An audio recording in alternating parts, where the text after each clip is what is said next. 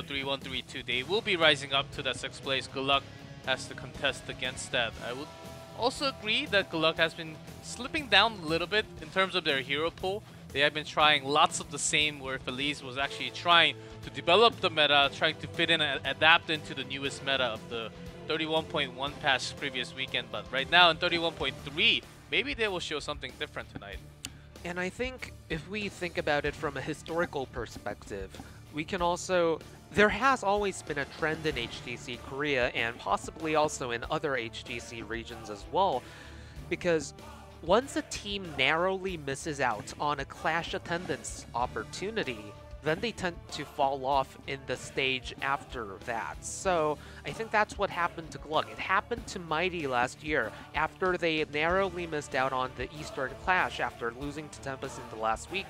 They sort of slid down and were never really reaching the same heights again. Will GLuck suffer the same fate, or will they be able to bounce back next stage? And also in this match, we will have to see today. Yep. Are we going to see that Relic Genji strategy once again in BOE? Not going to be the case for now. We're going into Sky Temple Game 1. Please bans Braxis, and GLuck has been continually banning Spider. I'm guessing maybe they want to work on their own rotation as they have a bigger map, a snowballing map for the first game. Overall, I'm of the impression that GLuck is a team that really relies a lot on Relic calling the shots on most matters that operating within the team, especially things like macro. And if Relic is indeed micromanaging all these players' rotations, then Spider Queen is one map where the players have to be moving around the altars so quickly and so many times that it becomes really difficult for one shot caller to make it all happen at once. Yeah, this is basically the finals between these two teams. Whether they get to stay in the HGC for the next phase or drop down to the Crucible. Of course, if they win the Crucible, they will be coming back up to HGC Korea once again. But you never want to step down to where you were before this year.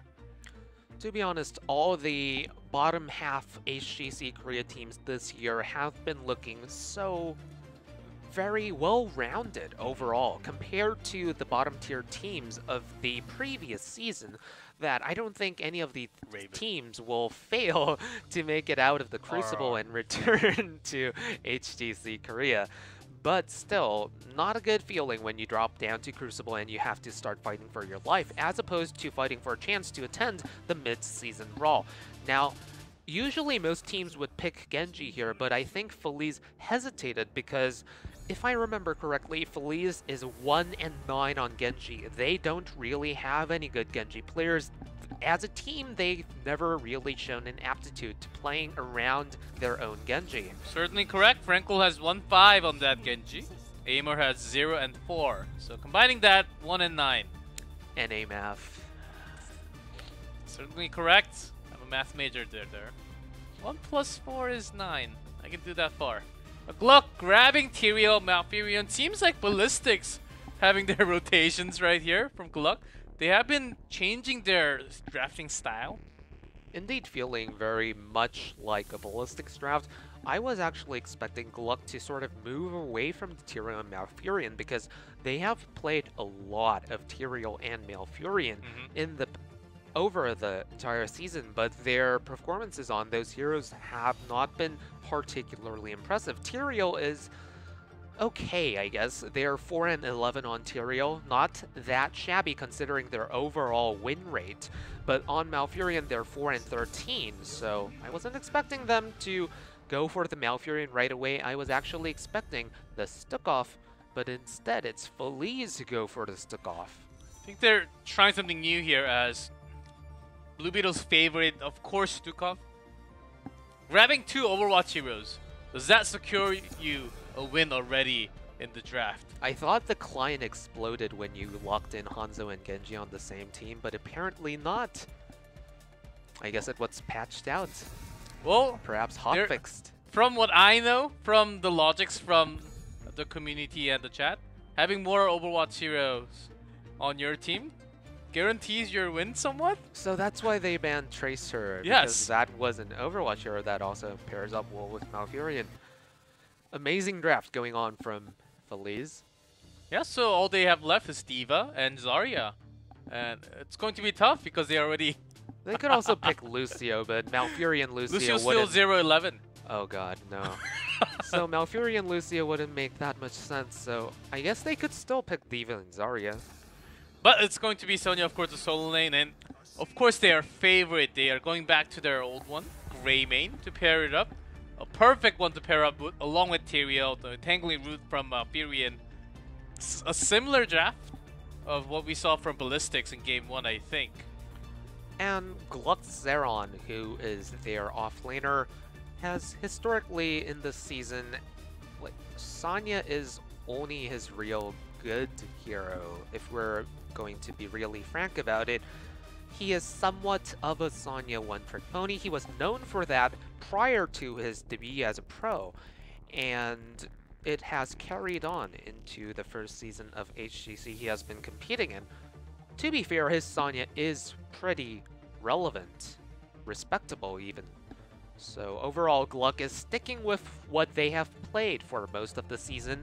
Absolutely no surprises coming out, whereas Feliz mixing things up with the Genji and the Hanzo and the Stukov, really, because Feliz have never utilized Stukov all that well either. But now Malthael variant, this really is testing the limits of the very standard meta as we know. Oh man, we have Varian, a buffed Varian actually, in this patches, if I remember correctly. And wonder what, very likely going to be Taunt as the only tank for the team here. But against the Sonya Grey Main, can be a pretty tough when you're trying to pull off that taunt onto one target, maybe with the perfect silence. Maybe you're looking for that last right skill to end the team fight in that way. But once you waste so much, once you end up not getting the kill after spending so much resources, and that's where you just head downhill from there. That moment on, I think Feliz really has to focus on the target if they want to win the team fight or even get the kill along with that CC. If they are indeed looking for the last rights Genji synergy there, then Varian will have to be very judicious about how he uses the taunt. Stukov as well, although he will be focusing more on his own survival more likely. And GLuck finishes off their draft with a Junkrat. Of course, Overlord's favorite, I would say, as he loves to have that DPS. Arguably lots of skill his shot best based hero as well, right? Lots of skill shot. Used to be Medivh long time ago. A very long time ago. Very long time back ago. when he was playing in Super League. I wonder, Medivh has been going through all the draft tonight. I wonder if it's just Korea, or we're going to see something different from the other regions, because Medivh was a lot more highly picked. And on this patch, Medivh is nerfed. So maybe it will continue in the other regions. Maybe it's just Korea who thinks, oh, Medivh has had a huge nerf on the Circle of Protection and the Arcane Explosion, so I don't think you can use him anymore. Maybe we'll see the continued trend on the Medivh, because Korea so far has been drafting in a different way compared to EU and NA so far. Really looking forward to that clash of regional metas we're going to see at the mid-season Raw. And to be fair, to pick up on your point about Medivh, Korea has always been loth to use Medivh compared to EU particularly, so I guess they will probably look towards EU to see how they interpret the new Medivh and try to copy off that if possible. Let's see. Basic Watchtower not really getting any vision. Except for Frankel, who has been known as his Tracer play most of the time. Not even banned, but because of Malfurion, I think actually they were the ones that banned Tracer's second ban here. Frankel's getting chopped up, barely goes over the wall, and that's on a longer cooldown now on this patch, plus 5 seconds. Really impressive how he managed to survive that. I expected Greymane to chase a little bit further for the kill, but as always, Relic, very conservative plays. Unless he's playing something with huge mobility, he rarely goes for the aggressive chase. Having Greymane, of course, you go for that early timing. This is a different one as we have Genji just going to the top lane, making sure they buy enough time so that Marthael can just go with the camp here. We may be trying to contest, and they are rotating in. They are trying to contest right now. Will be a tough one as Sonya is joining into the fight, but has to finish their camp on top, so Feliz will actually lose this one. We get a sense of real deja vu here because this is exactly what happened in the previous series tonight, with Ballistic successfully invading that particular camp. GLuck just having better understanding of what Feliz was about, what Feliz was doing, but with the silence, it actually gets a kill onto Greymane. Nicely done.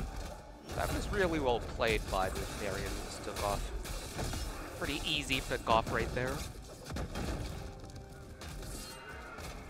Oftentimes, GLuck was criticized for basically having too much in their rotation, always having 5-man against a stronger team.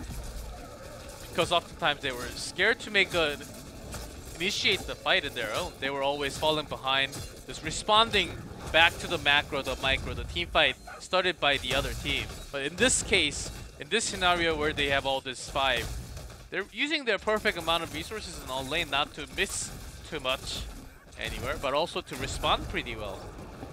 I mean, if we think about it, this is venturing dangerously into the realm of pop psychology, but if we think about how most teams operate in Heroes, in Korean Heroes particularly, generally teams, after they suffer a series of losses, the shot caller generally loses his ability to trust in his own teammates. So that's when a lot of teams start to group up.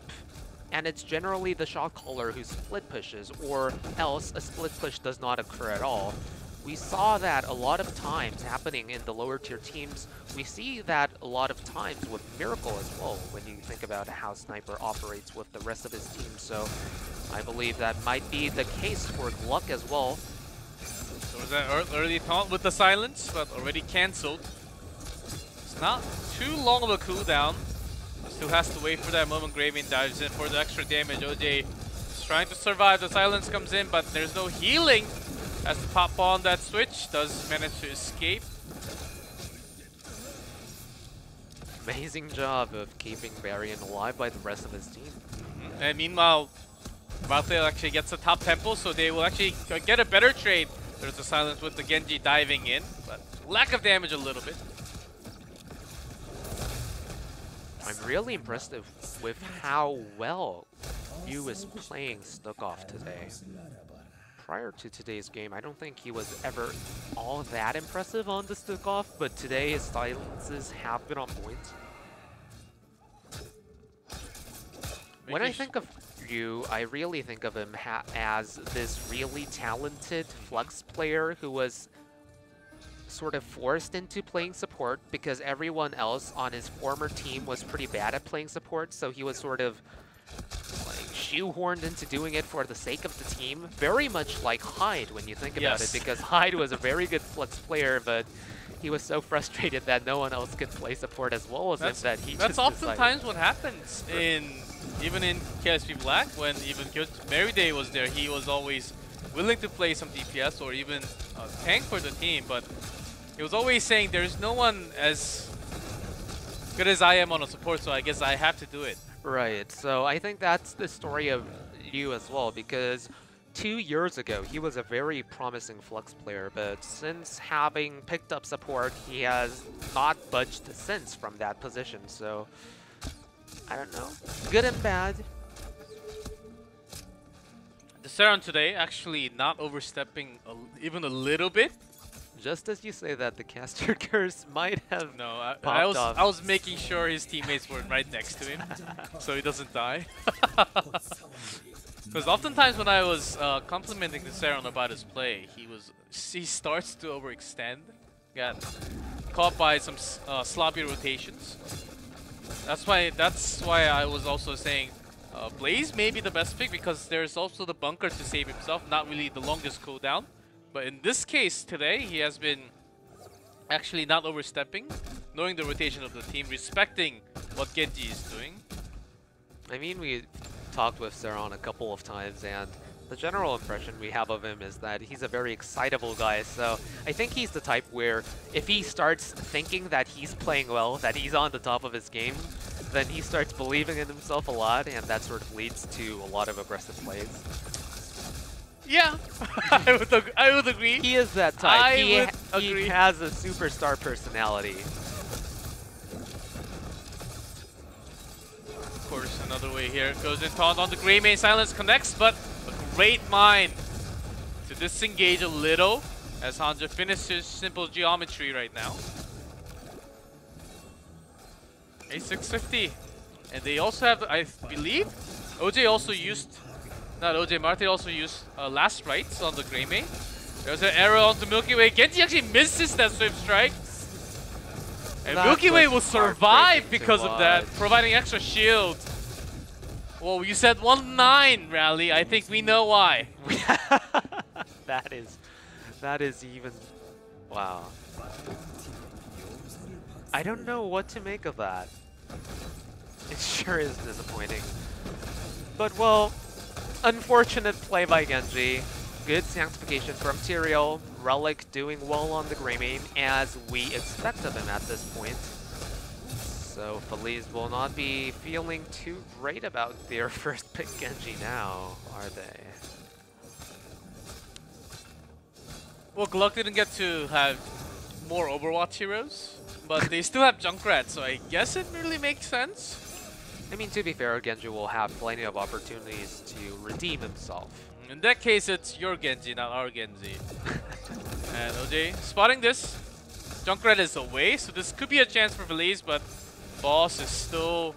Okay, they're actually making the rotation here. They want to contest. They know that Junkrat is away. Sonya's not even close. There's a great silence. They will not lose it. Here comes Genji with the Dragon Blade. Blue Beetle is getting caught last right. Great ice block to disregard all that damage. Here comes the Serum from the side, flanking in. There's a taunt on the Milky Way. This time, Genji will successfully get that Strip Strike, do the damage, and to get the kill. The decision to engage by Feliz was very correct.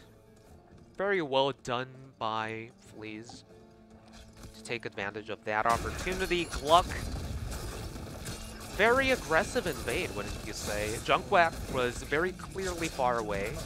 He was shown on the map even. He wasn't coming down to join his teammates a bit late. I believe that actually, had he moved immediately downwards and joined the team, because GLuck's other members did a pretty good job of stalling their losses, it could have been a pretty decent team fight for GLuck.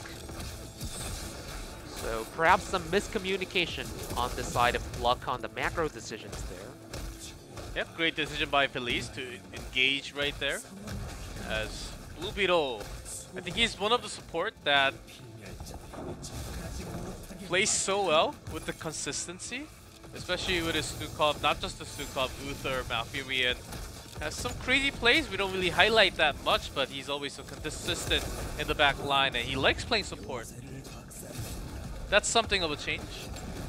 That is something of a change, and I think it wouldn't be a stretch to say that Blue Beetle is probably the best non-top 3 individual player in HGC right now. Not just as a support. Yeah, just in general. I think he could absolutely perform all the required duties of a support on any one of the top 3 teams. Obviously, some of them would lose a bit of their power, but I'm saying that he's probably the only non-top 3 support to be able to meld into that completely.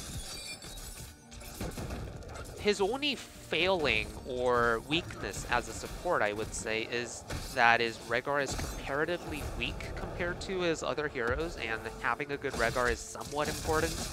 But I think he more than makes up for that with his proficiency on Stukov and Lucio in general. And he also played some Bright Wings along with Lucio Ariel in this phase. as all the other support mostly just played Rehgar, Uther, Malfurion the entire phase. And Ubiro and Nasang really stepping up, I think, compared to the other support. As we're really shining, as I also love to play support, especially when I get the last pick. That sounds about right. I believe a lot of people love playing support when they're last pick because they love winning, but there we go.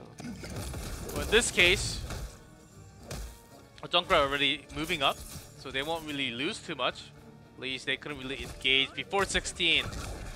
Pretty hard job to do as GLuck has all the advantage. Their Sanctification actually went for the Cursed Bullet, Grey Mane.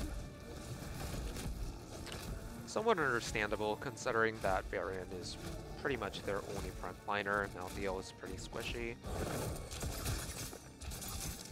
And also oftentimes Sonya and the Riptire will just pick off the kill. And I mean, if you go for the throat here, then you run the risk of placing too much faith in your Tyrael to bail you out when you go too far in. And against a Stukov, usually that's a risky idea. So Silver Bullet's arguably the safer choice here. But I heard something, right? Yeah, I heard something. I think I saw something. Not too sure. Oh, Genji trying to flank. Love that positioning from Aimer today. Always off the side, looking for that Swift Strike angle. Zeron's heroic was pretty much blown for nothing. So GLuck will be locked to engage. Instead, they will rotate down for the bottom temple. Probably the correct move. Feliz is totally fine with the straight. They can finish their temple and then rotate down later. Oh, I think possibly a lot better of a fight because GLuck has a Sanctification. Feliz doesn't. They don't really have to come down to contest. They can just rotate to the top and continue on their macro as they will finish the temple first. Judging from the map movement, Malthael decided to, for a split second, he thought about just coming down and going in for the 5v5 teamfight at bottom temple, but ultimately changed his mind, went back to the temple, finished the temple, now going for the bruiser camp. Pretty good idea, I would say, since the top keep wall for GLuck is pretty much exposed at this point. Just keep almost down. Both keeps top and bottom. Please decide not to press the issue with that bruiser camp, though. Ooh, they have Hanzo, so they are making sure they have the position. They know that Junkrat is on top, making his rotation. Not yet, actually clearing an extra wave.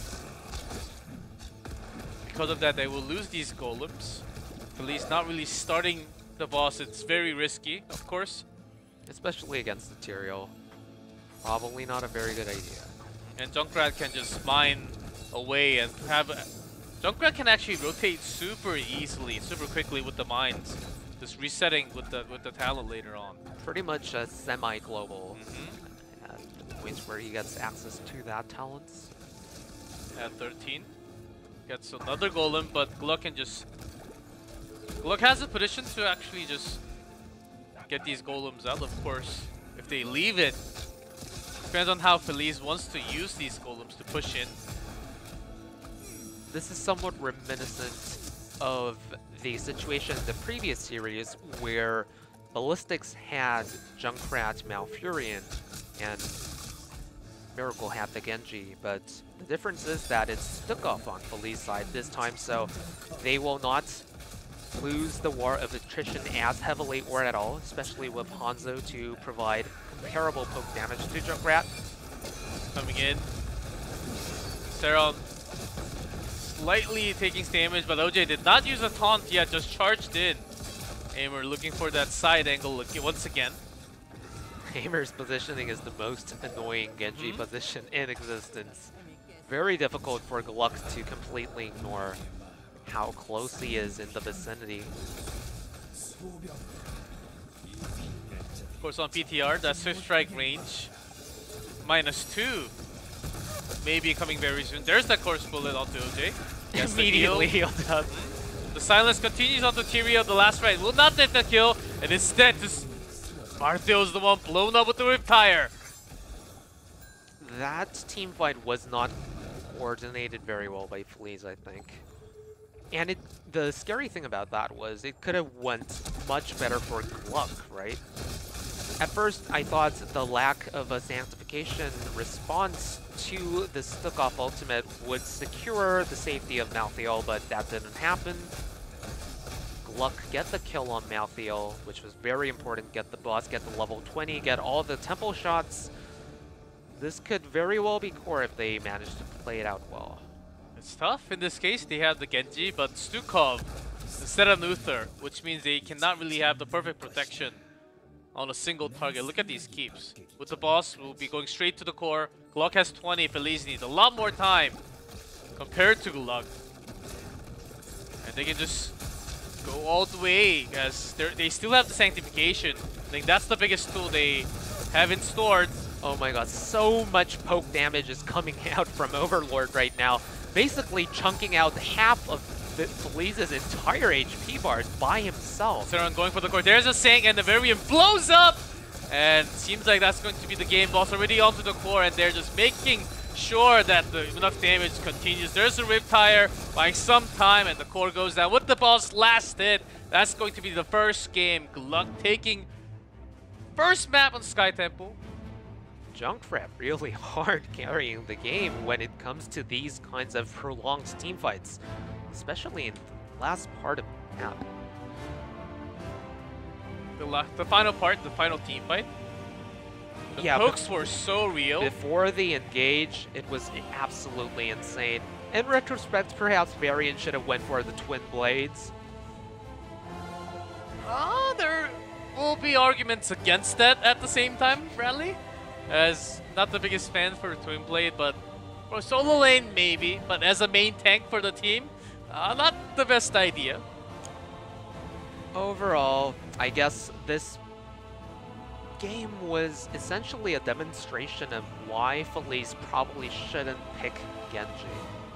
They don't really utilize the hero that well, whether it comes to abusing his presence in the laning phase part of the game, or whether it be trying to secure resets within team fights. I don't think that was an optimal Genji draft at all, even though he was first pick.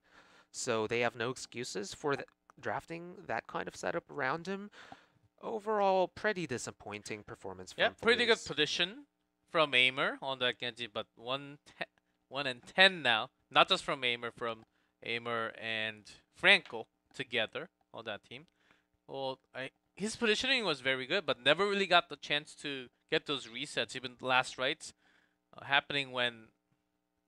Who's the main tank? I keep on forgetting. Tyrio had half of the HP, not really down to like the last 15%. 10% was not even close. I think they were trying to do what they have in practice, having the taunt, the silence, some damage at the last rights, but they lacked on damage. Their positioning was a little bit weird at that time being, but it seemed like Varian says go, and then everyone presses what they're supposed to do, and then if it doesn't happen, and then the team fight's basically over, they really can't do the damage, can't get the reset onto Genji, and well, what they have been practicing